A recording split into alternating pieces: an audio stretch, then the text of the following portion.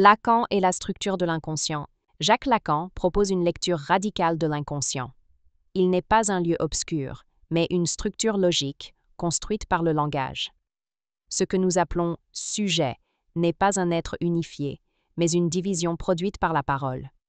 Le graphe du désir. Le graphe du désir est un schéma conçu par Lacan pour représenter comment le sujet se forme dans et à travers le langage. Il montre que le sujet émerge dans le champ de l'autre, celui du langage, mais toujours à travers un manque. Le langage ne dit jamais tout. Il fait exister le sujet, mais aussi son absence. Énoncé et énonciation. Lacan distingue ce que nous disons, l'énoncé, de l'acte même de parler, l'énonciation. L'énonciation révèle ce que le sujet ne sait pas de lui-même. Elle est le lieu de l'inconscient. Ce qui se dit est souvent autre que ce qu'on voulait dire. Le signifiant et le sujet. Le signifiant est ce qui représente le sujet pour un autre signifiant. Cela veut dire que le sujet n'apparaît jamais en entier. Il circule entre les mots. Il est effet du langage, jamais présent comme une essence. Le sujet est toujours divisé, barré, décentré. La logique du manque. Dans le graphe, Lacan montre que le langage introduit un manque irréductible dans le sujet. Ce manque n'est pas une faiblesse, mais la condition du désir. Le sujet cherche dans l'autre un signifiant qui pourrait le représenter totalement, mais ce signifiant n'existe pas.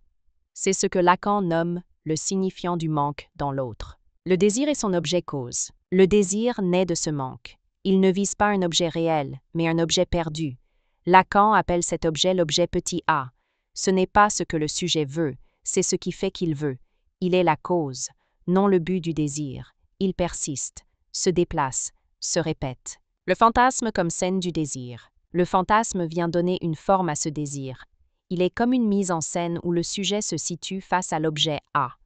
Le fantasme soutient le désir, tout en le maintenant dans une logique symbolique. Il masque autant qu'il révèle. Sa structure est dola, non A. Le sujet barré en relation à l'objet cause. La jouissance au-delà du plaisir. La jouissance n'est pas le plaisir. Elle est ce qui le dépasse. Elle est ce qui échappe au langage, à la symbolisation.